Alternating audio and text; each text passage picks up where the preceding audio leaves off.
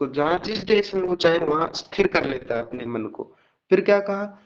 तत्र प्रत्येकतानता ध्यानम, तत्र प्रत्येकतानता ध्यानम। और जो ज्ञान का प्रवाह बने रहना, जहां आपने धारणा लगाई, जिस पदार्थ में आप धारणा लगा रहे हो और जिसको आप जान रहे हो, उसको जानते समय जो ज्ञान है, उसका जो निरंतर प्रवाह बनते रहना, वो ध्यान है। थोड़े से मात्रा में भी ये नहीं कि भाई इधर उधर डगमगाया गया आपका जो ध्यान है वो इधर उधर हो गया है। निरंतर उस ज्ञान का प्रवाह बने रहना वो ध्यान है। समाधि क्या है? फिर तद्देवार्थ मात्र निर्वासा स्वरूप शून्य में वो समाधि। ये पहले दूसरे तीसरे तीन सूत्र हैं ये। तो जो अर्थ मात्र निर्भाषा का मतलब केवल और केवल अर्थ को प्रकाशित करती है, वो अपने स्वरूप को भी भूल जाता है योगी। और उसका जो कि भाई उसके टांग है, पैर है, हाथ है, उसको भी भूल जाता है योगी। और जिसके माध्यम से, चित्त के माध्यम से जो साध्य है, जो मतलब कि जो साधन है, उसको भी भूल जाता है योगी। केवल और केवल जो ध्येय है उसको जानता है योगी। और उसको जानने से इसी इन तीनों को एकत्रित कर देंगे तो ये संयम होगा। ये लंबी प्रोसेस से, ये नहीं कि भाई संयम कर दिया आपने कहा है, थोड़ा लंबा कई दिनों तक काम चलने वाला होता है ये। तो कह रहे कि काय के रूप में संयम करने से तद, उसकी उसकी किसकी? चक्षु की ग्राह्य शक्ति स्तंभे, उसको जो ग्रहण करने की जो शक्ति है उसको रोक देता है। और वो रुक जाएगी तो क्या कर लेगा? चक्षु, जो चक्षु का प्रकाश है, जो चक्षु जिसके प्रकाश के माध्यम से देख रहा है, उसका असंप्रयोग है, वो उसको देख नहीं पाएगा। संप्रयोग है मतलब उसका संयोग हो जाता है, अर्थात रूप के साथ संयोग हो जाता है, वो उस शरीर को देख पाता है। और असंप्रयोग है अर्थात उसका संयोग नहीं होता है, वो नहीं देख पाता है। क्या होगा फिर इसका लाभ? इससे योगी अंतर्धान हो जाएगा। केवल और केवल जिस योगी को अंतर्धान की सिद्धि मिली है उसी को शरीर नहीं दिखेगा, बाकी सब देख सकते हैं। बाकी व्यक्ति दूसरे के शरीर को देख सकते हैं, किंतु जिसके पास अंतर्धान सिद्धि है वो मतलब कि एक प्रकार से कह रहे हैं कि गायब होने वाली शक्ति है। ठीक है, चलो और कुछ नहीं इसमें। अंतर्धान सिद्धि की बात आई है यहाँ पर। काय रूप में संयम करने से अंतर्धान सिद्धि प्राप्त हो जाती है। अब क्या कहा? सोपक्रमं निरूपक्रमं च कर्म तत्संयमात् अपरांत ज्ञानम अरिष्टेभ्यो वा। कि सोपक्रमम और निरूपक्रमम, ये दो प्रकार कर्म कितने प्रकार के हैं बताओ?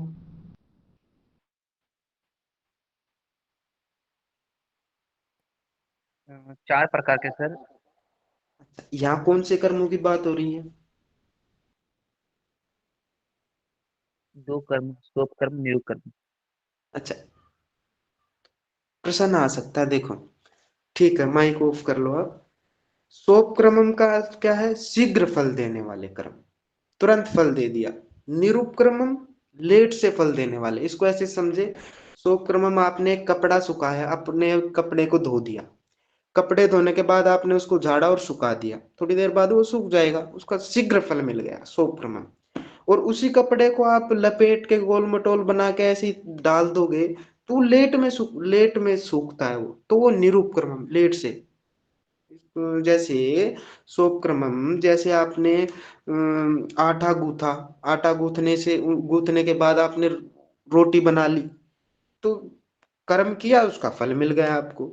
और एक निरुपक्रमम, आपने गेहूं लगाए, गेहूं लगाने के बाद उसकी कटाई करी, कटाई के बाद उसको फिर उसको पीसा, उसके बाद फिर आटा गूथा और फिर रोटी बनाई, तो ये निरुपक्रम, लेट से फल देने वाले कर्म हो गए। और ये प्रयोग कहाँ हो रहे हैं? ये आयु रूपी फल को देने वाले होते हैं। प्रश्न आ गया कि भाई आयु रूपी फल को देने वाले कर्म कितने प्रकार के हैं? दो रूप प्रकार के, देखो ये नीचे आया है, आयुर्विपाकम कर्म द्विविधम। आयु रूपी फल को, विपाकम फल को देने वाले कर्म दो प्रकार के हैं, सोपक्रमम और निरुपक्रमम। सोपक्रमम शीघ्र फल देने वाले, निरुपक्रमम देर से फल देने वाले। अब योगी के उसमें कैसे पता लगेगा क्या प्रयोग हो रहा है, क्या प्रयोजन है, क्यों बता रहे हैं इनको? तो कह रहे हैं तत्संयमात, कि भाई इन कर्मों में संयम करने से अपरांत ज्ञानम, अपरांत परे का ज्ञान हो जाता है, अर्थात मृत्यु का ज्ञान हो जाता है योगी को। ठीक है। अब योगी कैसे ज्ञान कर लेता है भाई? साधारण व्यक्ति भी ज्ञान करता है, किंतु योगी को साधारण व्यक्ति से थोड़ा अधिक ज्ञान होता है, अच्छे से ज्ञान होता है। कैसे? जैसे एक अच्छा व्यक्ति है, दिनचर्या अच्छी है, खाना पीना अच्छा करता है, शरीर अच्छा है उसका, नियम पूर्वक चलता है, बढ़िया से रहता है, तो उसका शरीर हाव भाव देख के वो स्वयं भी पता लगा लेता है व्यक्ति की भाई मैं, हाँ, थोड़ा लंबा चलूंगा, थोड़ा लंबा जीऊंगा, 100 साल तो जी ही जाऊंगा। और दूसरे व्यक्ति भी उसका अंदाजा लगा लेते कि भाई हाँ, कि ये अच्छा व्यवहार है इसका, अच्छा मतलब कि शुद्ध बुद्ध रहना सहना है इसका, तो ये लंबे समय तक जीता है। और एक व्यक्ति ऐसा होता है कि भाई खाना पीना ठीक नहीं है उसका, मूड व्यक्ति है, शराब पी के अपना लीवर बिठा दिया, और क्या कहते हैं, स्मोकिंग करके अपने लंग्स बिठा दिए, वो क्या करेगा? उसका उसे भी स्वयं को भी पता रहता है उसको कि भाई हाँ, कि भाई मेरा टाइम इनसे पहले आना है। तो ये निरुपक्रमम और सोपक्रमम कर्म है, इनसे हम पता लगा लेते हैं मृत्यु के चिन्हों का। तो ये बात करें कि सोपक्रमम निरुपक्रमम से कर्म, इन दो प्रकार के कर्मों से तत्संयमात, इनमें संयम करने से योगी ये पता लगा लेता है कि भाई मैं अब मरूंगा, अब मेरी मृत्यु होगी, अब मैं मुक्ति को प्राप्त होऊंगा। जैसे महर्षि दयानंद जी को पता था, दीपावली वाले दिन गुरु दत्त विद्यार्थी वगैरह को महर्षि दयानंद जी ने अपने पास समक्ष खड़ा कर दिया था, और कह दिया था आप मेरे यहाँ खड़े हो जाओ, आप दाएं खड़े हो जाओ, आप बाएं खड़े हो जाओ, उनको उपदेश दिया और फिर वो चल दिए। कहा कि ये भगवान तेरी लीला, आपकी जैसी इच्छा। तो भाई उन्हें अपने मृत्यु के ज्ञापक चिन्हों का पता रहता है, ठीक है, तो अंदाजा लगा लिया जाता है। और योगी जब इनमें संयम करता है तो फिर अपनी एक एक शरीर को जान लेता है, तो इससे उसको और अच्छे से पता लग जाता है। हाँ, एक बात और ध्यान देने योग्य है यहाँ, कि अनिष्ट अर्थ हमें नहीं निकालना इन चीजों का, है ना, जितना आप सामर्थक समझ सकते हो उतना समझो। है ये नहीं कि भाई ऐसे मत निकालना कि भाई योगी को ये पता लगेगा कि मैं इस दिन इस समय इस टाइम पर मरूंगा, इतना भी नहीं पता लगता है। किंतु ये पता रहता है कि भाई इस समय तक मेरी आयु काल है। ठीक है, हो गया कंप्लीट। अप्रांत ज्ञानम, अप्रांत ज्ञान अरिष्टेभ्य है। एक प्रश्न ये भी आ सकता है कि अरिष्ट कितने प्रकार के होते हैं? तो अरिष्ट 3 प्रकार के होते हैं। अरिष्ट मतलब, अरिष्ट का अर्थ है, अरिष्ट का अर्थ भी मृत्यु के ज्ञापक चिन्ह, चिन्ह लगा लो। अरिष्ट का अर्थ है चिन्ह, और वो कैसे चिन्ह? वो मृत्यु से संबंधित चिन्ह। आयुर्वेद में भी अरिष्ट आया है, 3 प्रकार के अरिष्ट होते, देखो ये लिखा, तत्र त्रिविधम अरिष्टम, आध्यात्मिक, आदि भौतिक और आदि देविक। बस इतना ही करो आप, इनका अर्थ वगैरह मत समझो, थोड़ा थोड़ा बता देता हूँ मैं इनका अर्थ भी, केवल समझने के दृष्टि से कॉन्सेप्ट थोड़ा क्लियर रहे, संशय न रहे। तो 3 प्रश्न बनेंगे, सोपक्रमम निरूपक्रमम, आयु रूपी फल देने वाले कर्म कौन से हैं? सोपक्रमम और निरूपक्रमम।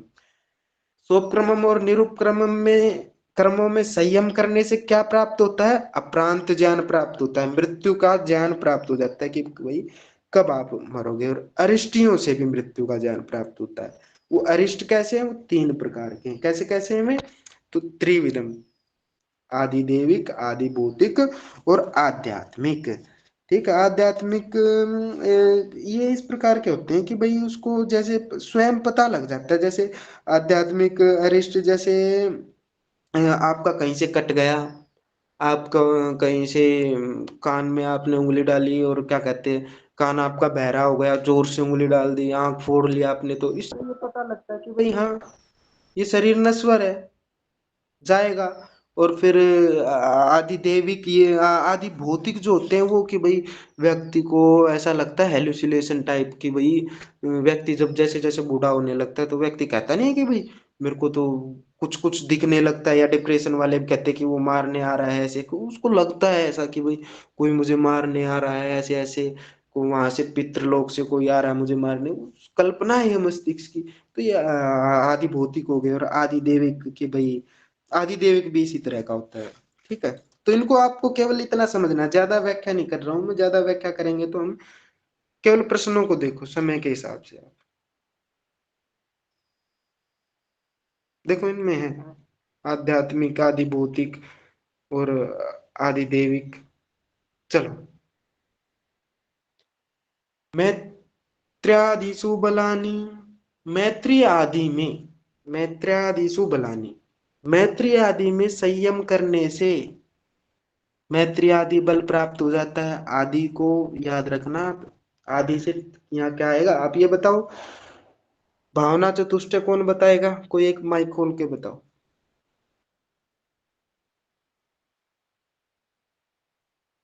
मैत्री, करुणा, मुदिता, उपेक्षा, हाँ, ऐसे सुख दुख, बताओ ना। पुण्य पुण्य, भावना, चित्त प्रसाद। हम्म।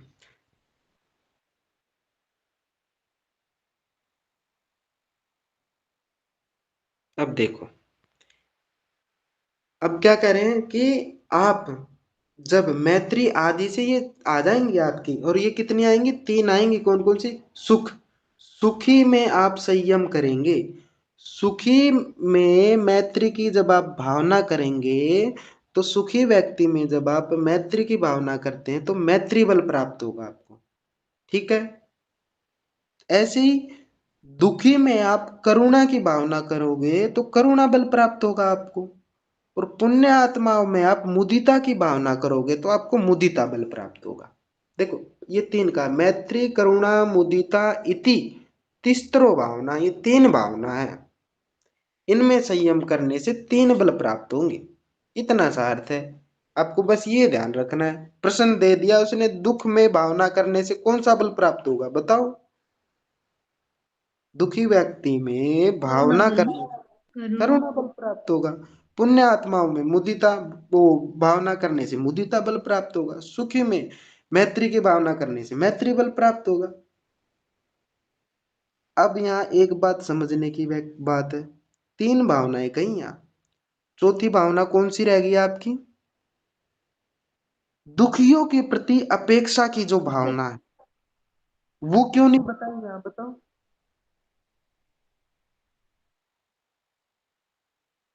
वो क्यों नहीं ली इन्होंने यहाँ पर? आप पुण्य आत्मा, वहां कहा है ना मैत्रादि सुबलानी में, वो क्या सूत्र है? मैत्री करुणा मुदित अपेक्षा नाम सुख दुख पुण्य पुण्य विषया नाम भावना चित्त प्रसादनम। सुख दुख पुण्य, मैत्री करुणा मुदित और उपेक्षा आया है। तुम आप उपेक्षा करते हो, आप वहां भावना नहीं कर सकते। थोड़ा समझो बात को। दुखियों में अपुण्य जो, अपुण्य आत्मा जो होती है, मूड आत्मा जो होती है, वो आप उनसे भावना कर ही नहीं सकते। वो आपको समझेगा ही नहीं, "रे क्या बोल रहा है तू, चल निकलना भाई तू यहाँ से", ऐसे बोल देगा वो तो पुण्य आत्माओं में आप भावना नहीं कर सकते, उनसे बस उपेक्षा रख सकते हो। ठीक है। तो इसलिए यहाँ मैत्रादि सुबलानी में तीन ही लिया है। हाँ, ऐसा नहीं कि फिर उसकी उपेक्षा ही करते रहो, उसको अवहेलना ही समझते रहे हैं। जो मूड व्यक्ति होते हैं वे भी सुधरते हैं, उनके प्रति ऐसी भावना रखनी चाहिए उपेक्षा की कि भाई सुधर जाएगा। पर वो बल प्राप्त नहीं करना है आपको। बल तो आपको इन तीनों का ही प्राप्त करना है। और इन तीनों का बल प्राप्त कर रहे हो आप, तो ये जो बल प्राप्त कर रहे हो, इससे ये भी नहीं सोचना है कि भाई मैं मैत्री करूंगा किसी से, मेरी मित्रता हो जाएगी और ऐसे ऐसे मैं अच्छा व्यवहार रहेगा, ये भी नहीं सोचना। ये भावना, कोई आ रहा है उससे मित्रता का भाव है, ठीक है, ये बल प्राप्त है आपको, ये आपके आगे योग में साधक बनेगा। कोई करुणा का भाव है और मुदिता का भाव, इससे आपकी प्रतिष्ठा रहेगी। उस प्रतिष्ठा से आपको ये अपने चित्त को वो नहीं कर लेना है विकसित कि भाई हम ऐसे खुश नहीं रहना है। तो ये हमेशा ये नहीं करना कि भाई हाँ, कि भाई अब मैं इससे मित्रता करूंगा उससे मित्र, ऐसे कुछ होते हैं ना कई लोग कि भाई कई कई मित्र कर, ऐसे नहीं। तो प्रश्न ये यही था, केवल तीन प्रश्न निकले हैं यहाँ पर, वो देखने हैं बस आपको। मैत्रादि सुबलानी, सुखी में मैत्री की भावना करने पर अर्थात सुखियों में मित्रता की भावना करने पर मैत्री बल, दुखियों में करुणा की भावना करने से करुणा बल, या दुखियों में भावना करने से करुणा बल, पुण्य आत्माओं में भावना करने से मुदिता बल, या फिर पुण्य आत्माओं में मुदिता की भावना करने पर मुदिता बल। इस तरीके से घुमा फिरा के प्रश्न आ सकता है।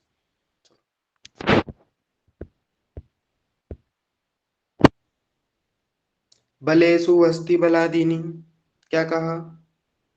हस्ती आदि में, हाथी आदि में, हाथी आदि के बलों में संयम करने से हाथी आदि जैसे बल प्राप्त हो जाएंगे। जब आप हाथी आदि में वो संयम करोगे, धारणा ध्यान समाधि करोगे, उसके समान आपका बल प्राप्त हो। जब आप लोक में भी देखते हो, साधारण भी व्यक्ति को देखते हो, जब कोई बलवान व्यक्ति होता है, अच्छा सुडौल व्यक्ति होता है, लंबा तगड़ा होता है, उसको देखते हो, उससे आपकी मित्रता होती है, तो आप सोचते हो नहीं यार मैं भी इसके जैसा बनूं।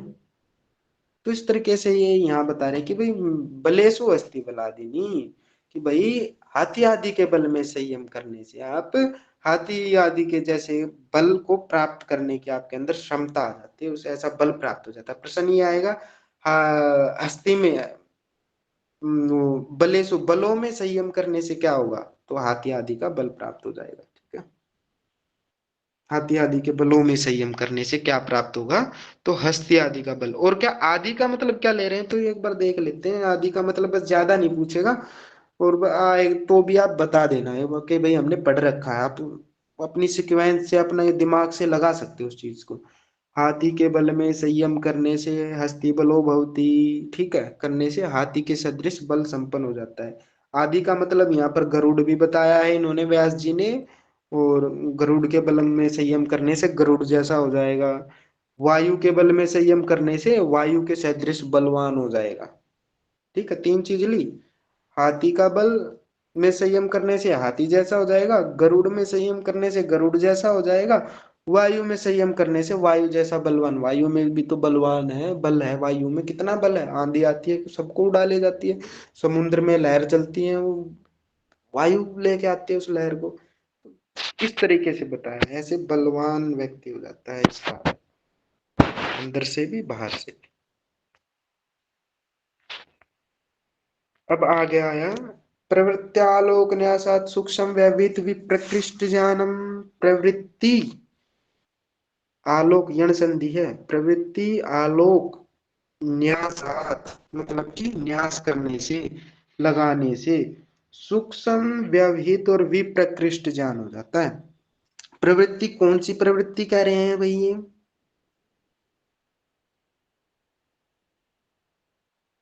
ज्योति तो बताओ, मन से स्थिति निबंधिनी, विश्व का नहीं, बताए सूत्र बताए वो कौन है। जो विषयवती व प्रवृत्तिरुत्पन्ना हाँ मनसा स्थिति विषयवती व निबंधनी। विषयवती व हाँ विषयवती व प्रवृत्ति उत्पन्ना मन से स्थिति निबंधनी। ठीक है, विशोका व ज्योतिषमती, उस ज्योतिषमती प्रवृत्ति की बात चल रहे हैं। ज्योतिषमती प्रवृत्ति उक्ताम, देखो ये ज्योतिषमती प्रवृत्ति उक्ता कही मैंने पहले, ठीक है, और मन से जो मन की स्थिति को बांधने वाली है, ठीक है। तस्याम च आलोकस्तम योगी सूक्ष्मेव, तस्याम और उसके आलोकम उसके प्रकाश में संयम करने से योगी सूक्ष्मेव सूक्ष्म में व्यवहित जो व्यवधान युक्त है उसमें भी विप्रकृष्ट व अर्थ विन्यास्य, इसको छोड़ो। तो क्या कहा, प्रवृत्ति के आलोक में, प्रवृत्ति के प्रकाश में न्यासात अर्थात संयम करने से क्या होगा, प्रकाश में संयम करने से सूक्ष्म वस्तुओं का ज्ञान हो जाएगा, व्यवहित वस्तुओं का ज्ञान हो जाएगा, विप्रकृष्ट ज्ञान हो जाएगा आपको। तो आप आप इसको ऐसे समझो, अपने पीछे सूत्र आया था, ये जो भी ये जो सूत्र बता रहे हैं ये मन की स्थिति को बांधने वाले हैं, है ना। तो जो हमारे योगी थे वो इस तरीके से चीजों का अपने निरीक्षण करते थे, परीक्षण करते थे पहले। अब ये देख लो, वो आया ना मन से स्थिति निबंधिनी, और ऐसे ऐसे मन को स्थिर करके व्यक्ति कैसा हो जाता है। कौन सा सूत्र है वो बताएं, परमाणु परम महत्वान तो अस्य वशीकार है, कि भाई उस संज्ञा व्यक्ति, बाह्य। हाँ उस व्यक्ति का परमाणु से अणु से भी अणु वस्तुएं जान लेता है, और बड़ी से बड़ी वस्तुओं को भी जान लेता है वो योगी। कैसे जान पाता है, अब देखो ये जो आधुनिक साइंस है ये क्या कहता है कि भाई शरीर है आपका, बॉडी है, ऑर्गन्स है, सबसे छोटी इकाई बता देता है सेल है। और अंदर शोध किया उन्होंने, वो क्या कहा गया, सेल है, सेल के अंदर केमिकल लेवल है, और वो ऐसे ऐसे होकर के सेल उत्पन्न होती है। और अंदर चले गए कि भाई हाँ ये सेल में केमिकल लेवल होता है। फिर यहाँ से यौगिक जो दर्शन है वो शुरू होता है कि भाई हाँ वो सेल तो है, पर उसको भी चलाने वाली एक ऊर्जा है, उसको भी प्रेरित करने वाली एक ऊर्जा है। उन्होंने कैसे साक्षात्कार किया? तो उन्होंने ऐसे ही तो साक्षात्कार किया।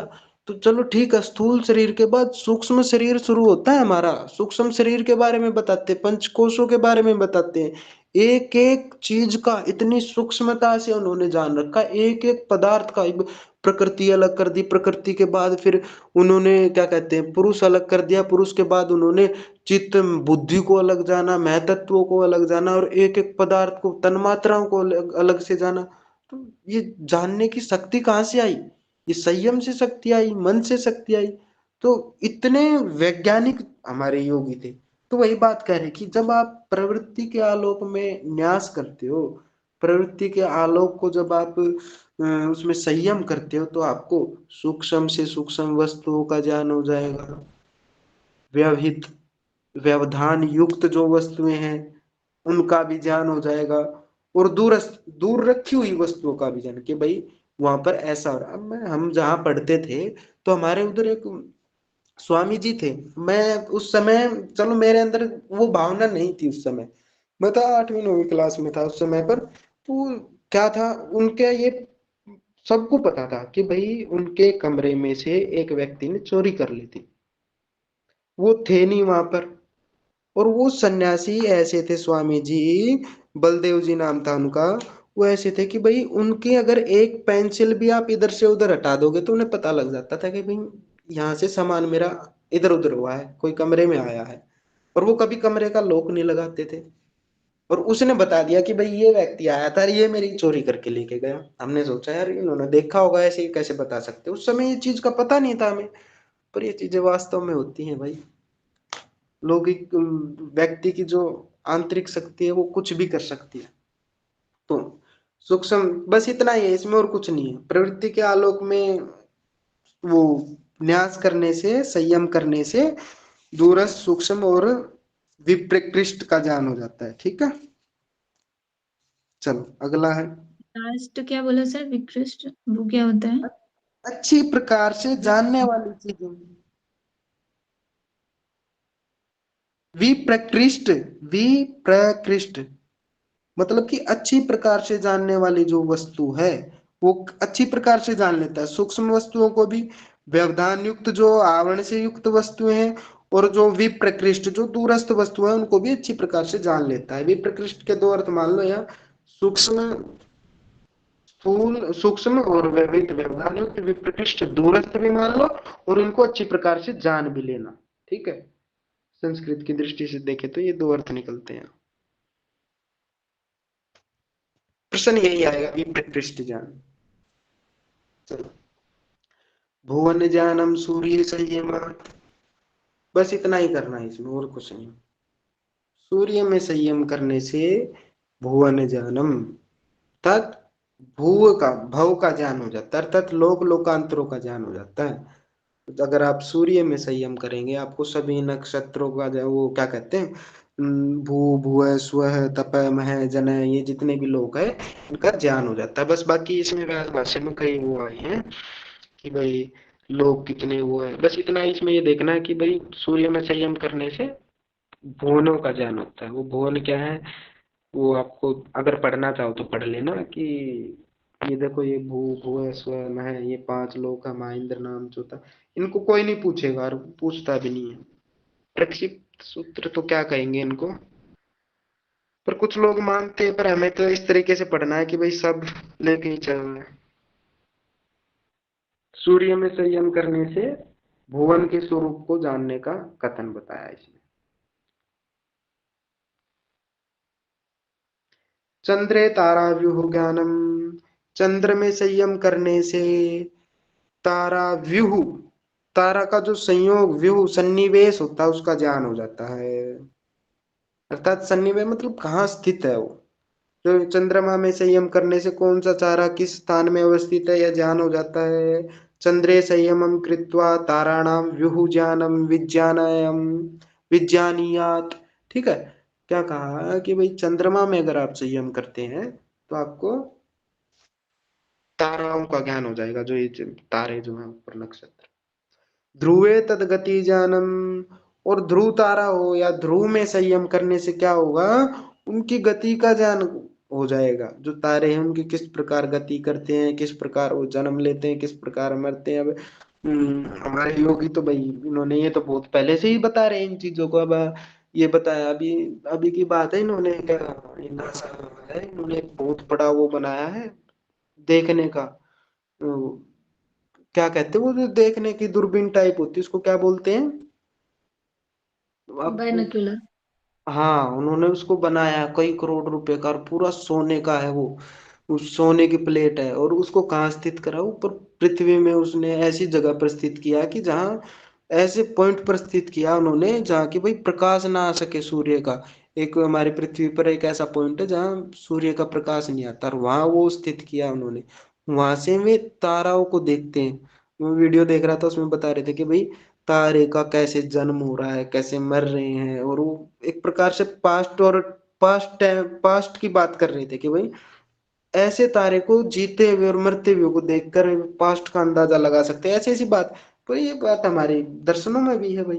ध्रुवे तदगति ज्ञानम, ध्रुव में संयम करने से उसकी गति का ज्ञान हो जाता है। दर्शनों में है तो, पर अब कोई उसको कैसे जाने भाई। अब करो संयम, आप करो अपने उस पर धारणा ध्यान समाधि और योग का पालन करो, आपकी भी बुद्धि ऐसी हो जाएगी। या फिर आप पुरुषार्थ करो कैसे भी। चलो, नाभि चक्र कायाभिमुजानम, नाभि चक्र में संयम करने से किसका ज्ञान हो जाएगा, काया का। नाभि से संयम करने से शरीर का ज्ञान हो जाएगा, शरीर का व्यू, बनावट, रचना, उसका ज्ञान हो जाएगा कि भाई ये किस प्रकार से है। ठीक है, और नाभि चक्रे संयम कृत्वा कायाभिमुजानीयात। ठीक है, ये भी और कुछ नहीं है इसमें, यही आएगा।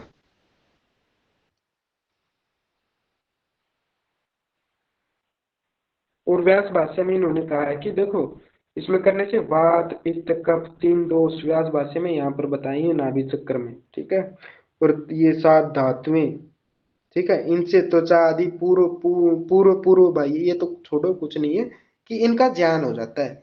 वात पित्त कफ का ज्ञान हो जाएगा कि भाई कौन सा दोष आपके अंदर चल रहा है ज्यादा, कौन सा दोष विषाक्त है।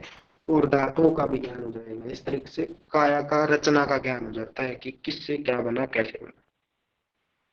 कंटकूप एक क्षुप्त पिपासा निवृत्ति, ये कहा कि कंटकूप में संयम करने से क्षुप्त पिपासा निवृत्ति, भूख प्यास की निवृत्ति हो जाती है। भूख प्यास आपको सताती नहीं है, बाधित नहीं करती। देखो, तो बस यही है और कुछ नहीं है। और वो कंठकूप कहाँ है वो इसमें बताया, जिव्या अधस्ता तंतु, जिव्या अधस्ता तंतु, ततो अधस्तात् कंठ है, ततो अधस्तात् कूप है, तत्र संयमात्।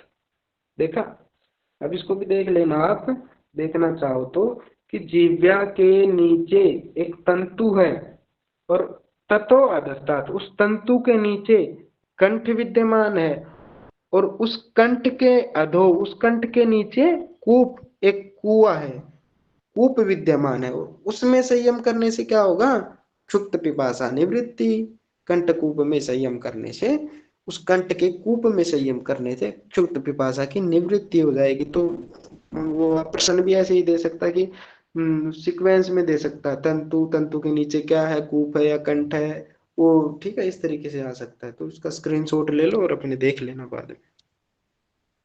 दो तीन लाइन तो लिखनी है, क्या लिखना है इसमें। अरे अभी पढ़ लिया तो फिर आप कर भी सकते हो, इतना दिमाग में आ जाता है। कूर्मनाड्याम स्थैर्यम, कूर्म नाड़ी में संयम करने से स्थिरता प्राप्त होती है, स्थिरता प्राप्त हो जाती है। कूर्म नाड़ी में संयम करने से स्थिरता आ जाएगी आपकी। और कूर्म नाड़ी कहाँ पर है ये भी देख लो आप, उपात अधः उरसी कूर्माकार नाड़ी। कूर्म नाड़ी कैसी बताई व्यास जी ने, कूर्म आकार की है, अर्थात कछुए के आकार के समान ये कूर्म कूर्म नाड़ी है। और ऊपर क्या बताया था, तंतु, तंतु के नीचे कंठ, कंठ के नीचे कूप, और फिर कहा कि उस कूप के नीचे उरह स्थल है, और उस उरह स्थल के नीचे कूर्म नाड़ी। कूर्माकार नाड़ी है, ठीक है। कूप के नीचे उरः स्थल है और उस उरः स्थल के नीचे कूर्म नाड़ी है, उसमें संयम करने से आप स्थिरता आती है आपके अंदर, ठीक है। और फिर हम मूर्धा ज्योति देख लो। मूर्धा ज्योति से दर्शनम, मूर्धा ज्योति में संयम करने से सिद्धों का दर्शन होता है, महायोगियों को पहचानने की योग्यता आ जाती है। सिद्ध कौन है, कौन ढोंगी है, कौन व्यर्थ है, ये सब पहचान जाता है व्यक्ति। तो क्या कहा, मूर्धा कहाँ स्थित है ये भी देख लेना। सिर कपाले, सिर के कपाल के अंत है छिद्रम प्रभास्वरम ज्योति संयमम कृत्वा, कि सिर के कपाल के अंदर, तो इसमें हिंदी देखो, हिंदी से भी समझ में आएगा। हिंदी हिंदी पढ़ लो चाहे। सिर के कपाल के अंदर छिद्र है, उसमें प्रभास्वर ज्योति है, उसमें संयम करने से पृथ्वी पर रहने वाले सिद्ध योगियों का द्युलोक पृथ्वीलोक के मध्य विचरण करने वाले ग्रह का दर्शन हो जाता है। मतलब कि द्युलोक पृथ्वीलोक यो अब उसमें ले दिया इन्होंने व्यास जी ने कि भाई चाहे वो द्युलोक में रह रहे हो, मुक्त पुरुष हो, या फिर इस जन्म में यहाँ रह रहे हो, लोक में रह रहे हो, उन सिद्धों को पहचानने की शक्ति आपके अंदर आ जाती है। तो मूर्धा में संयम करने से, वो मूर्धा कहाँ है, सिर है, सिर के अंदर एक कपाल है, कपाल के अंदर छिद्र है, उसमें प्रभास्वर ज्योति है, वो प्रभास्वर ज्योति याद रखना, वो मूर्धा ज्योति है, प्रभा के समान प्रकाशित, इस तरीके से।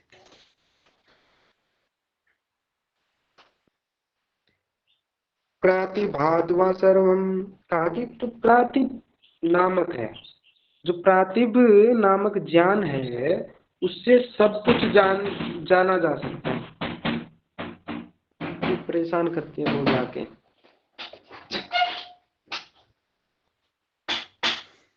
चलो, प्रातिभ ज्ञान क्या है, प्रातिभ ज्ञान कौन बताएगा क्या है प्रातिभ ज्ञान? टाइम क्या हुआ, 10-15 मिनट और करवाते हैं। कोई बताएगा प्रातिभ ज्ञान क्या है? प्रातिभ श्रवण वेदना। बताओ, बोलो, चाहे गलत बोलो चाहे ठीक बोलो, उससे तो बोध ही तो होगा चीजों का पता है। बताओ। प्रातिभ श्रवण वेदना, ऐसा कुछ अलग सेंस। आगे की बात है, प्रातिभ मतलब क्या है, आगे तारकम सर्वेशम, आगे ये भी बात आई। जैसे कि किसी भी चीज का होता है तो उसकी स्टार्टिंग स्टेज जो होती है ना, उसको प्रातिभ ज्ञान बोलते हैं। जैसे सूर्य हाँ, उगता है तो उससे पहले एक हल्की सी लालिमा होती है, तो यही चीज उसको देख लो। देखने पे भी।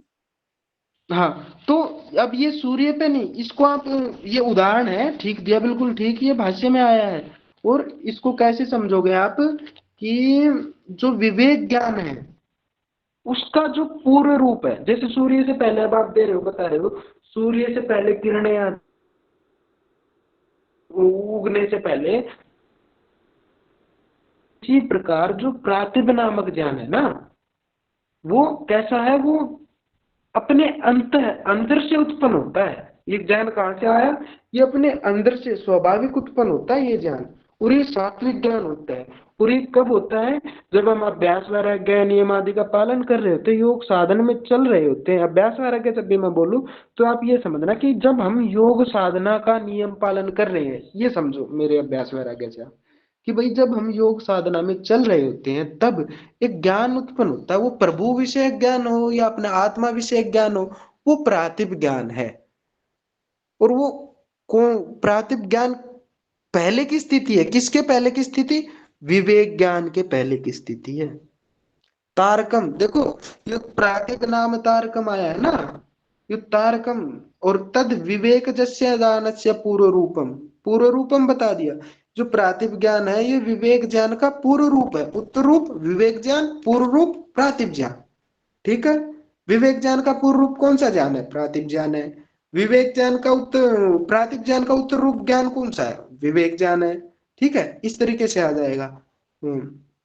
और क्या कहा, प्रातिभ ऐसा ज्ञान होता है जो सूर्योदय, देखो ये नीचे आ रखी, प्रातिभ ज्ञान की उत्पत्ति होने पर योगी द्वारा सबको अनेक प्रकार उसमें सबको अनेक पदार्थों का जानता है। तो अब यहाँ प्रश्न क्या है, प्रातिभ ज्ञान से सब कुछ ज्ञान हो जाता है, सब कुछ जानने योग्य हो जाता है। वो सब कुछ जानने योग्य, आप जितना मतलब कि योग में साधक में जितना अपनी शक्ति से जानने की उसमें जितना सामर्थ्य आया उस समय, उतना वो सब कुछ जान लेता है। ठीक है, ये कहने का मतलब है। प्रातिभ ज्ञान को तारक विषय ज्ञान का है, आगे उसमें भी विवेक ज्ञान को भी तारक नामक ज्ञान कहेंगे, तो यहाँ प्रातिभ को भी तारक नामक ज्ञान का है। तो इसको तारक का अर्थ यहाँ देख लेना, आप तारक को प्रातिभ से जोड़ लेना। ठीक है, प्रश्न आ सकता है। तारक मतलब स्व प्रतिभा से उत्पन्न।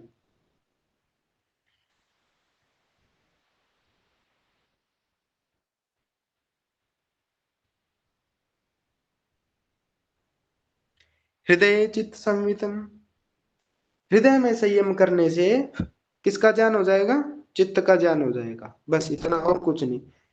हृदय कहाँ है, यद इदम अस्मिन, यद जो अस्मिन इसमें, ब्रह्मपुर में, दहरम पुंडरीकम वेशम तत्र विज्ञानम तस्मिन संयमात चित्तम संवितम चित्त संवितम। तो इसका स्थान बताया है कि जो इस ब्रह्म रूप हृदय में, हृदय ब्रह्म रूप बता दिया कि आत्मा का स्थान बता दिया एक प्रकार से ब्रह्म रूप हृदय। तो हृदय आत्मा का स्थान कई उपनिषदों में आया है, आपने पढ़ा है, और कठोपनिषद में भी है शायद, है ना। तो गर्त रूप कमल रूपी घर है, उसमें विज्ञान है। ठीक है, उसमें ज्ञान है एक प्रकार से, उसमें संयम करने से चित्त का साक्षात्कार हो जाता है। तो चित्त कहाँ स्थित है, हृदय में, और उसमें संयम करने से चित्त का ज्ञान हो जाएगा। बस इतनी सी बात, और कुछ है नहीं। ये चांददेव के में भी आया है, इसको पढ़ लेना। उपनिषद भी करते चलो साथ साथ। सत्व पुरुषो अत्यंता संकीर्णो प्रत्यविशेषो भोग है प्रार्थत्वात् स्वार्थ संयमात् पुरुष ज्ञानम। सत्व और पुरुष, सत्व का अर्थ क्या लेंगे, अंतःकरण। बुद्धि सर। सत्व। और पुरुष जो अपना पुरुष है, जीवात्मा है, दृष्टा। हाँ दृष्टा। सत्व और पुरुष अत्यंता असंकीर्णयो, अत्यंत असंकीर्णयो, अत्यंता असंकीर्णयो, अत्यंत भिन्न भिन्न स्वरूप वाले हैं, अत्यंत अलग है, एक दूसरे से बिल्कुल अलग है। प्रत्यय विशेषो, प्रत्यय अविशेषो, दोनों का भिन्न भिन्न जो ज्ञान है वो। प्रत्यय विशेषो मतलब कि दोनों का जो अविशेषो, जो अलग अलग ज्ञान है वो होना। ऐसे समझो, सत्व पुरुष, सत्व बुद्धि व पुरुष,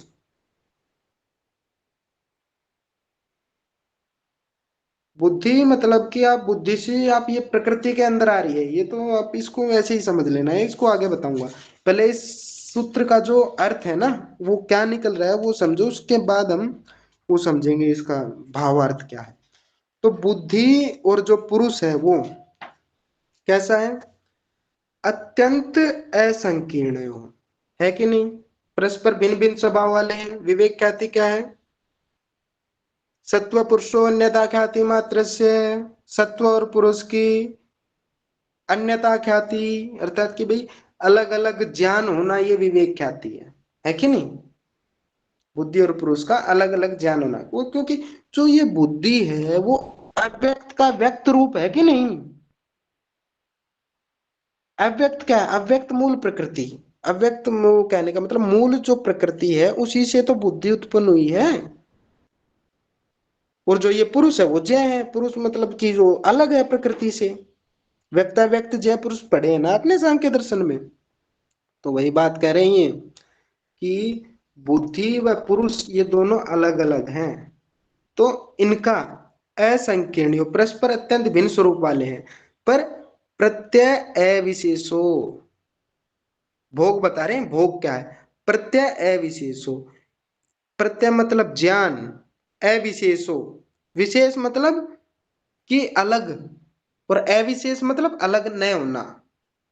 ऐसा ज्ञान कि बुद्धि और पुरुष को एक ही मान लेना, वो भोग है, ये बता रहे हैं। बुद्धि और पुरुष को परस्पर एक ही मान लेना ये भोग है, और उनको अलग अलग मान लेना ये विवेक ख्याति है कि नहीं। और क्या कहा, प्रार्थत्वात्, बुद्धि के प्रार्थ होने से, प्रार्थ पीछे सूत्र आया था, कौन सा आया था, तदर्थ एव दृश्य से आत्मा आया था ना। क्या बता रहे थे वे उसमें,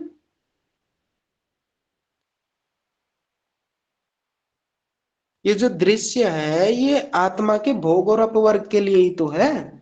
दृश्य मतलब ये प्रकृति, और प्रकृति के अंदर कौन आ रही है, भोग, वो बुद्धि आ रही है। तो ये बात बता रहे हैं कि भाई ये जो बुद्धि और पुरुष हैं ये परस्पर भिन्न स्वभाव वाले हैं, और जो व्यक्ति इनको, ये साधक व्यक्ति जानता है ये परस्पर भिन्न स्वभाव वाले हैं, जान के उसको आचरण भी करता है।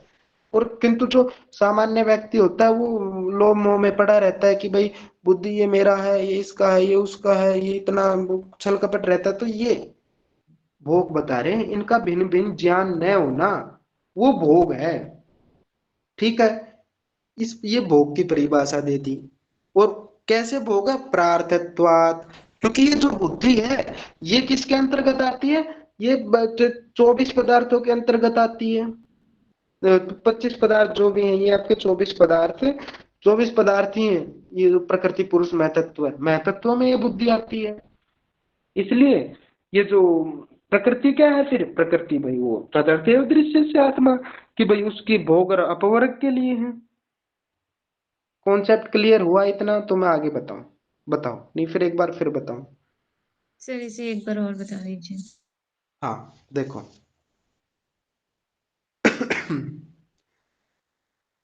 जो बुद्धि है, बुद्धि को आप प्रकृति लगा लो यहां पर, ठीक है, प्रकृति लगाओ आप, तभी समझोगे, बाद में बुद्धि करना। प्रकृति प्लस पुरुष अलग अलग हैं। जी प्रकृति सर। को दृश्य कहा है, पुरुष को दृष्टा कहा, ठीक है।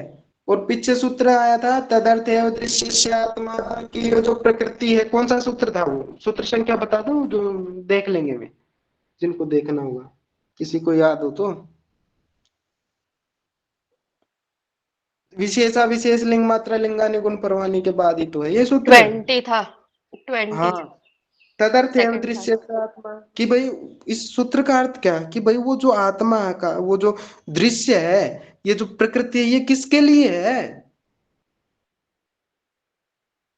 ये प्रकृति किसके लिए है, आप बताओ किसके लिए ये भोग दृष्टा। पर कराती है सर। जी, किसी दूसरे पुरुष के लिए व्यक्ति के भोग और लिए है अपवर्ग भाई। कराती।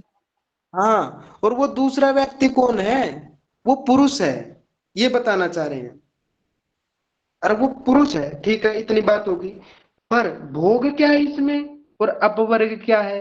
भोग ये है कि भाई आप प्रकृति के साथ आप सब कुछ प्रकृति को ही अपना मानने लग जाओ। पुरुष और जो मतलब कि ये जो जीवात्मा है, कि ये प्रकृति ही है एक प्रकार से, कि आप इसी को देख रहे हो, आप इसी में जन्म मरण अपना कर रहे हो, आप इसी में मिले हुए हो, ये भोग है आपका। इसी में भोग विषय में हर समय पड़े रहे, तो ये भोग बता रहे हैं कि अर्थात प्रकृति और पुरुष का अलग अलग ज्ञान न होना, सत्व और पुरुष, बुद्धि और पुरुष का अत्यंत असंकीर्ण हो, ये भी बता रहे कि ये परस्पर भिन्न है भाई, ये अलग अलग है, पर प्रत्यय अविशेष हो, पर इनका जो ज्ञान है वो अलग अलग ना हो, अर्थात इनको एक साथ माने हम, तो वो भोग कहलाएगा। ठीक है, और अपवर्ग क्या कहलाएगा, कि भाई जब हम इनको अलग अलग मानने लगते, जब हमारी विवेक ख्याति हो जाती है।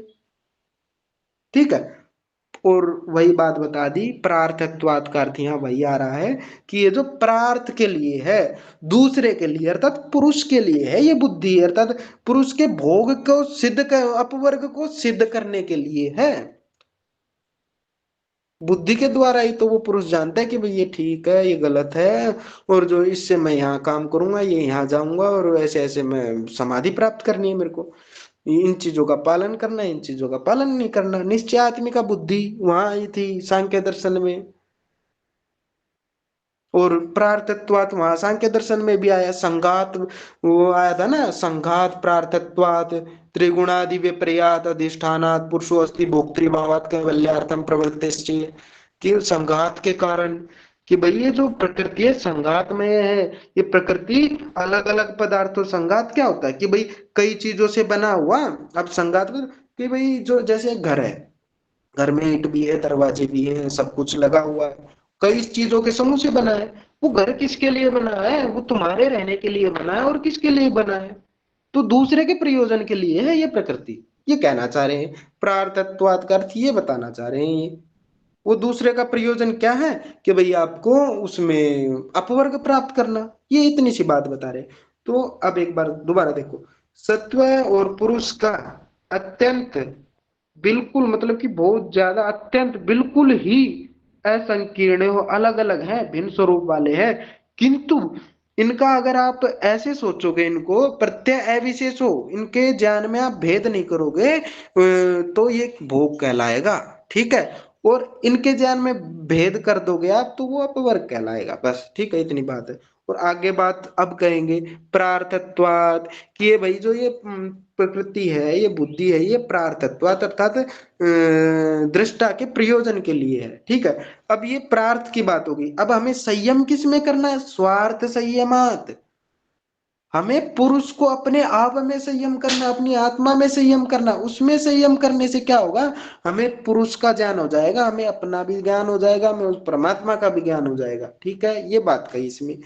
प्रार्थ में संयम नहीं करना है, स्वार्थ में संयम करना। वो स्वार्थ क्या है? अपने आप में बुद्धि और पुरुष को अलग मानना, अर्थात प्रकृति को बिल्कुल अलग से सो हटा देना, और फिर अपने आप में संयम करना विवेक ख्याति के माध्यम से, तो पुरुष का ज्ञान होगा। और जब उस पुरुष का ज्ञान हो जाएगा तो आपको फिर आगे सिद्धियां प्राप्त हो जाएंगी।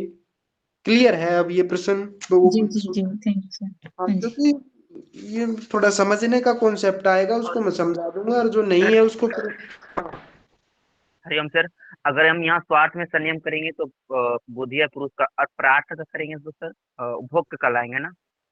प्रार्थ में संयम करोगे तो वो संयम होगा ही नहीं। संयम क्या है? धारणा ध्यान समाधि। अब जब आप प्रार्थ में संयम करना चाहोगे तो धारणा ध्यान समाधि की स्थिति प्राप्त नहीं होगी, क्योंकि प्रार्थ में संयम करने वाला व्यक्ति ऐसा है जो मतलब कि अनभिज है, जो योग को जानता नहीं है, और जो योग को जानता है उसकी विवेक ख्याति बनी होती है। जो विवेक ख्याति वाला आदमी प्रार्थ में संयम तो करेगा ही नहीं। प्रकृति और प्रकृति तो अलग ही मानेगा कि भाई प्रकृति तो इससे तो भाई मुझे मुक्ति प्राप्त करनी है, समझ रहे हो?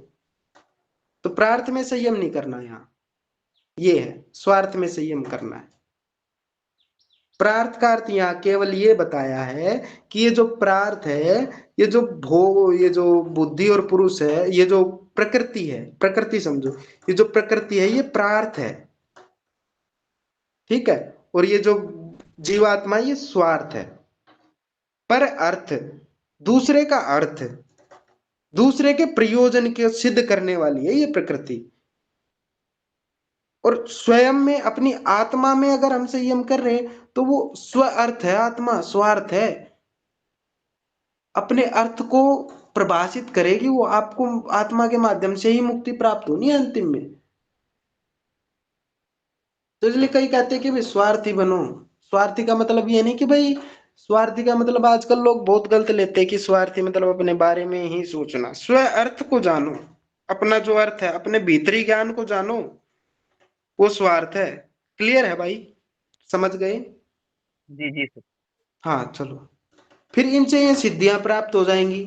ततः प्रातिभ श्रावण वेदना आदर्श आस्वाद वार्ता जायन्ते। 6 सिद्धियां प्राप्त हो चुकी हैं। इन 6 सिद्धियों को आपको सीक्वेंस से याद करना है। इनका अर्थ देख लेना एक बार कि भाई इन 6 सिद्धियों का अर्थ क्या है, ठीक है। प्रातिभ पीछे आपने पढ़ा, ज्ञान है। वो आगे भी आप पढ़ोगे, आगे एक सूत्र आएगा सूक्ष्म प्रातिभ ज्ञान का, तथा प्रातिभ श्रावण में, ऐसे ही कुछ सूत्र है ना।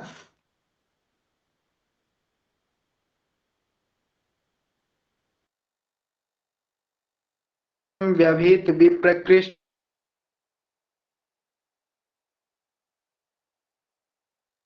क्या था ना, प्रातिभाद व सर्वम। प्रातिभाद से आप सब कुछ जानते हैं, जान लेते हो ना, तो वो सूक्ष्म से सूक्ष्म वस्तुओं को जान लोगे, व्यवधान युक्त वस्तुओं को जान लोगे, और जो विप्रकृष्ट दूरस्थ वस्तु है उनको भी जान लोगे, अतीत का भी ज्ञान, भूतकाल का भी ज्ञान हो जाएगा, और भविष्य का भी ज्ञान हो जाएगा, वर्तमान का तो हो ही रहा है आपको।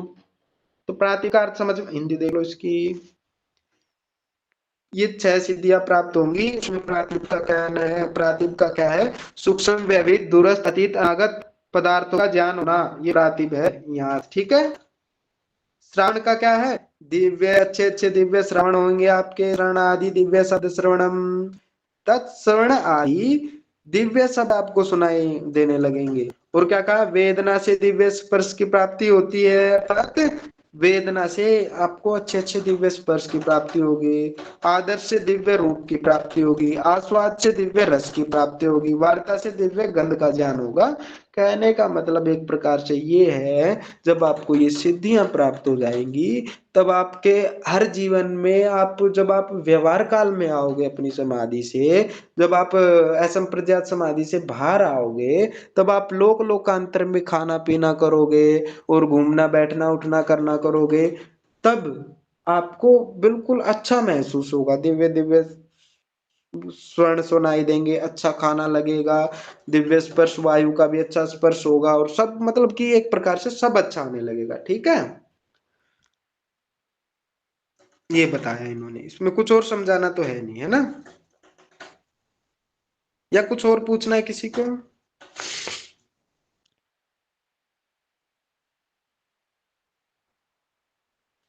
ते समाधव उपसर्ग व्युत्थाने सिद्धयः, ये समाधव उपसर्गा, ध को वो हो गया हो, यहाँ अव को ओ हो गया, ठीक है। तो गुण संधि, ते वे, जो ऊपर सिद्धियां बताई, समाधि में उपसर्गा, उपसर्ग है, विघ्न है, ठीक है। ये समाधि में उपसर्ग है, कि भाई आप ये मत सोचने लग जाना कि भाई आपको ये जो समाधि मिल गई है आपको, आप इनका कहीं प्रदर्शन करने लग जाए, आप अथवा किसी का लोक में कुछ और करने लग जाए, दिखाने लग जाए कि भाई मेरे को ये सिद्धियां प्राप्त हो गई, तो ये आप उससे नीचे आ जाओगे। हालांकि योगी व्यक्ति कभी ऐसा करेगा ही नहीं, क्योंकि योगी व्यक्ति को सिद्धि जब प्राप्त होगी, तो उसकी स्थिति मन की इतनी दृढ़ होती है उस समय पर कि बस वो उससे ऊपर नीचे जा ही नहीं सकता कभी भी, वो किसी को बता ही नहीं सकता अपना। जो कि भाई को कहते हैं ना कि भाई मैं परमात्मा को जानता हूँ, मैं परमात्मा को बिल्कुल अच्छे से जानता हूँ, परमात्मा से मेरी बात भी होती है, और कुछ अनेकों अनगणित कहानियां हैं। तो भाई उपनिषद में भी आया, उसमें कहा कि भाई जानने वालों के लिए वो अज्ञात और न जानने वालों के लिए वो जाता है, तो आप इसी से समझ जाओगे, बड़ा भाव है उस चीज में, ठीक है। और व्युत्थान सिद्ध है, व्युत्थान में ये सिद्धियां हैं, अर्थात व्युत्थान में कैसे, जब आप लोक व्यवहार में कार्य कर रहे हो, तो आप जब कार्य करोगे तो आपके कार्य अच्छे से होंगे, खाना पीना अच्छा से रहेगा, और जो भी कुछ कार्य करने हैं, या फिर व्युत्थान से आप इस चीज में भी लगा सकते हो इसको कि भाई लोगों के आप कल्याण दिखाने के लिए कर रहे हो, तो वैसा तो मुश्किल ही जाएगा, वहां तो योगी जाता ही नहीं। पर व्युत्थान में कि भाई ये रहता है कि भाई योगी को अच्छी चीजें, अब ये बताओ, संप्रज्ञात समाधि है, असंप्रज्ञात समाधि, असंप्रज्ञात समाधि का कोई सूत्र बोलो जल्दी सी, फिर खत्म करेंगे।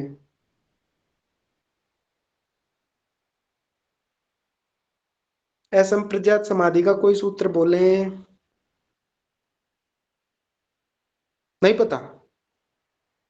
तत्परम पुरुष ख्यातिर्गुण अरे नहीं, वैतृष्ण असंप्रज्ञात समाधि क्या है, तस्यापि निरोधे सर्व निरोधा निर्बीज समाधि। वो निर्बीज समाधि है। असंप्रज्ञात समाधि क्या है, असंप्रज्ञात समाधि ही निर्बीज होती है ना सर। वो बाद की बात है। असंप्रज्ञात समाधि पूछी, संप्रज्ञात असंप्रज्ञात दो तरह की, उनमें से असंप्रज्ञात विराम प्रत्याभ्यास पूर्व संस्कार से शून्य है। इसका अर्थ बताओ, कौन बताएगा।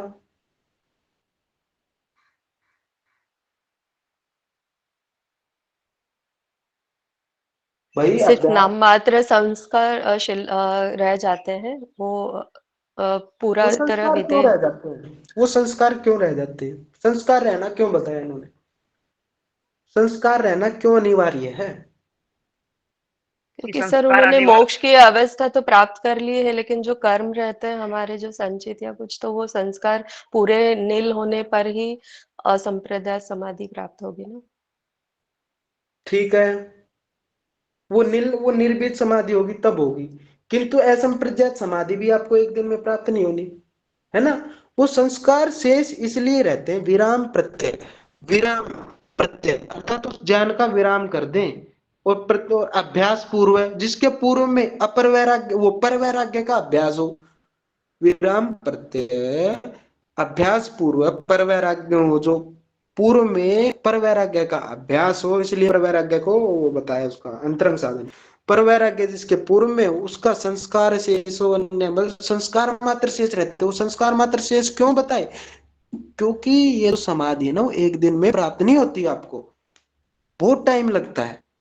और जब संस्कार मात्र शेष नहीं रहेंगे, जब आप समाधि में होगे, समाधि से बाहर आओगे, तो आप लोक में व्यवहार कैसे करोगे, खाना पीना कैसे करोगे, चलना फिरना कैसे करोगे।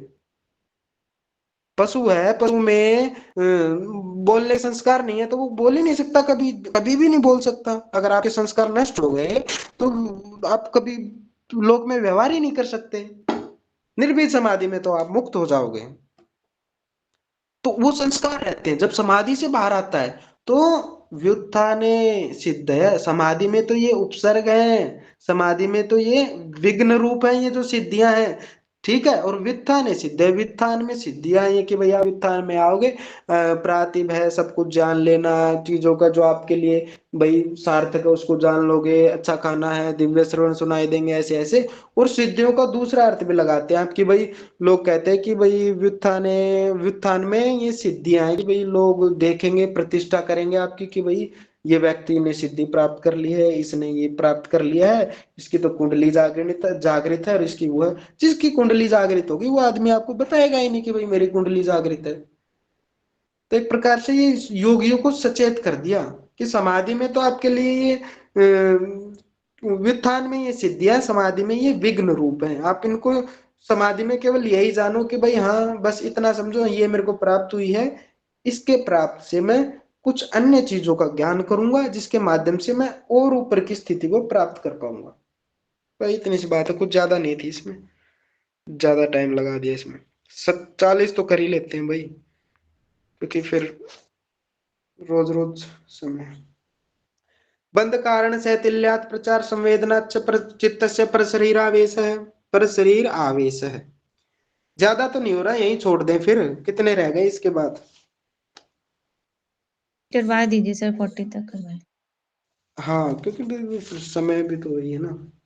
तो बंध कारण शैथिल्यात्, बंध का कारण को स्थिल कर देने से, प्रचार संवेदनात् अर्थात आने जाने के मार्ग को, संवेदनात् संवेदन अर्थात मन के आने जाने मार्ग को जान लेने से, चित्तस्य चित्त का पर शरीरावेश है, दूसरे के शरीर में प्रवेश हो जाता है आने जाने का, ये बताया। तो क्या कहा कि प्रश्न आ जाएगा और कुछ नहीं आएगा कि भाई बंध का कारण क्या है। क्या है बंध का कारण? अविद्या सर। अविद्या है भाई, बिल्कुल बढ़िया एकदम। तो अविद्या जो है उसका निरोध कर देने से, और क्या, प्रचार संवेदना से, प्रचार मतलब कि जो आने जाने का मार्ग है, चित्त के आने जाने का मार्ग को जान लेने से, चित्तस्य चित्त का पर शरीरावेश है, दूसरे के शरीर में प्रवेश हो जाता, आवेश हो जाता। बस इतना समझो यहाँ, और कुछ नहीं। मैं इस पर कुछ ज्यादा बोलना नहीं चाह रहा हूं, ठीक है। तो वो देखो यहाँ, इसको देख लो, अशुभ कर्म सकाम शुभ कर्म एवं उनके संस्कारों को निर्बल कर देने से, ये भी अविद्या भी, और जो शुभ अशुभ जो कर्म है उनको भी त्याग देना, अर्थात एक प्रकार से निर्बल कर देना, और मन के आने जाने के मार्ग को जान लेना, पर शरीर आवेश। देखो यहाँ है ना, कर्माशयावत बंध है, क्योंकि कर्म का जो आशय है, फल है, वो आपको बंधन में डालने वाला होता है, इतनी सी बात है। लोलीभूतस्य, जो ये जो कर्म है आपके, जो ये चलायमान है, अस्थिर नहीं है, वो स्थिर नहीं है, ठीक है। लोली ये वो वाली है जो आप नोली पढ़े हो ना, ये वही वाला अर्थ है यहाँ हठ योग में, जो नोली पढ़ते हो संस्कृत ये में। बताया ना सर, ये बता देंगे शब्द। जो बोल रहे थे पर शरीरा आवेशा, अर्थात कौन सा कर्म, दो कर्म को त्याग देना, ऐसा समथिंग बोल रहे थे वर्ड। बंध कारण का शैथिल्यात। बंध का कारण क्या है? अविद्या। अविद्या भी है, और क्या मानते हैं, इतनी ऊंची स्थिति पहुंच रहे हो, शुभ कर्म अशुभ कर्म सकाम कर्म जो भी आपके हैं, ये अविद्या वो है बंध के कारण, बंधन में डालने वाले, निष्काम कर्म नहीं है, ठीक है। और क्या कहा? शैथिल्यात, इनके रोक देने से, प्रचार संवेदनात्, अर्थात उसका मन के प्रचार मतलब आने जाने का मार्ग समझो, और संवेदनात् उसका मतलब कि मन के आने जाने के मार्ग को जान लेने से, चित्त का, चित्त से, चित्त का पर शरीर आवेश है, दूसरे के शरीर में आवेश है, अर्थात प्रवेश हो जाता है। हाँ जी सर, ओके सर। तो इतना तो उसके लिए करो आप केवल, उसके वो, या महर्षि दयानंद जी के भी कई हुए हैं प्रक्षिप्त। चलो आगे है, उदान जया जल पंकट का स्व उत्क्रांतिश्च। क्या कहा? उदान जयात, उदान प्राण के जीत लेने पर, उदान जयात, उदान प्राण के वश में कर लेने से, अर्थात जीत लेने पर, उसको साध लेने पर योगी कैसा हो जाएगा?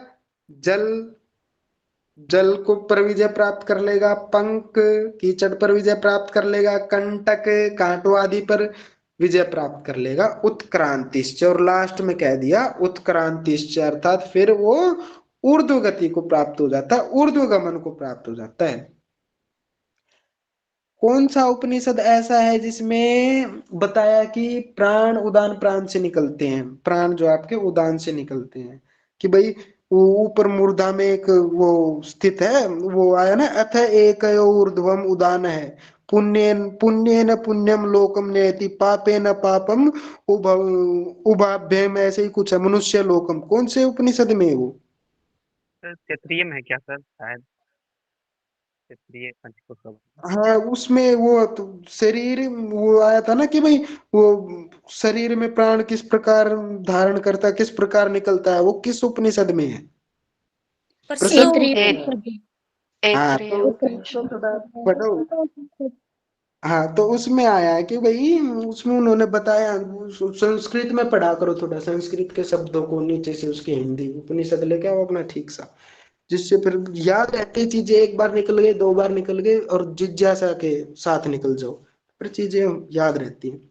तो भाई वही बात उसमें कही, यही बात ये कह रहे हैं कि उदान प्राण के जीत लेने से, तीन चार चीज यहाँ जोड़ दी, जल पंख कंठ का आदियों पर आपका असंग रहेगा, असंग, असंग मतलब कि आपका उनसे संग नहीं होगा, आप ना तो डूबोगे उसमें, मतलब कि आपको बाधित नहीं करेंगे ये, ठीक है। और क्या कहा? उत्क्रांतिश्च, उदान प्राण के जीत लेने पर व्यक्ति उत्क्रांति अर्थात ऊर्ध्व रेता हो जाता है, ऊर्ध्व गमन करता है, अर्थात प्राण ब्रह्मरंध्र से निकलते हैं उसके एक प्रकार से, ठीक है।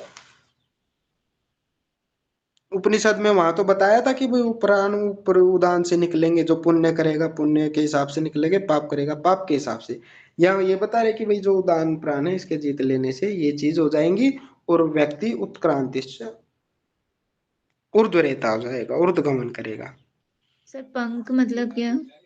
पंख कीचड़,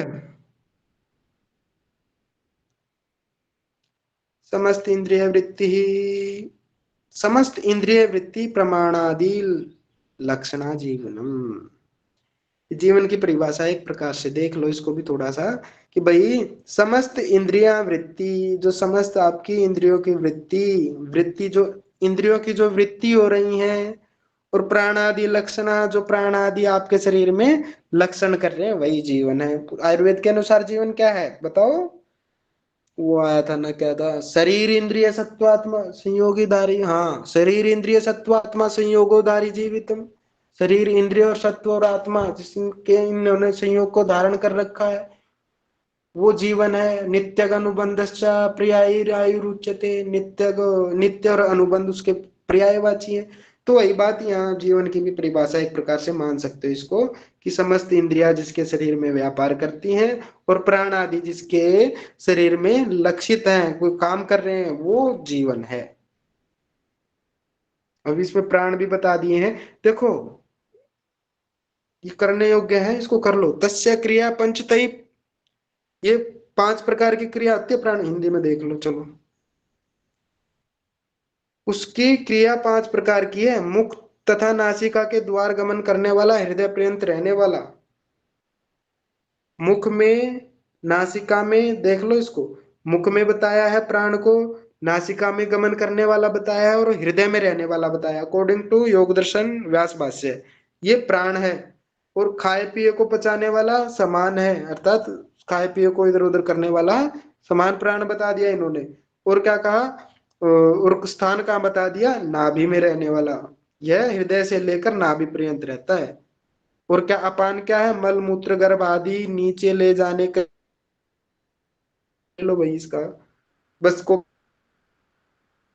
के तलवे तक रहता है ये। नासिका क्या करवाएंगे, इसे पढ़ ही लेना था ना, पढ़ लोगे, स्क्रीनशॉट ले लो। उदान प्राण का फल बता रहे हैं, बता दिया भाई। अब समान, समान जयात, समान के जीत लेने पर ज्वलनम योगी दीप्तिमान हो जाता है। पीछे क्या आया था, समान प्राण क्या कार्य कर रहा था पीछे, ऊपर बताया व्यास भाष्य में, बताओ। भोजन को पचा पाचन का भोजन के रस को पचा रहा है, तो रस अच्छे से पचेगा, उसको जीत लिया तो व्यक्ति ज्वलनम दीप्तिमान हो जाएगा, तेज अच्छा रहेगा, उसका अच्छा शरीर दिखेगा। तो ये समान के जीत लेने पर आप भी अपने शरीर को अच्छा बना सकते हैं। तो इसमें केवल ये ध्यान रखना, समान जयात, समान के जीत लेने पर ज्वलनम, ज्वलन सिद्धि प्राप्त होती है, अर्थात योगी जो है वो दीप्तिमान हो जाता है। हो गए 40, हाँ हो गए 40, चलो। अब कोई किसी का कोई प्रश्न हो तो पूछ सकता है, पूछ सकता है। समय क्या हो गया, 9:30 बजे। भाई देखो 9:30 बज गए। रिकॉर्डिंग ऑफ कर दो। अब हो गया, किसी का कोई प्रश्न तो होगा नहीं, या फिर है किसी का कोई प्रश्न हो तो पूछ सकता है।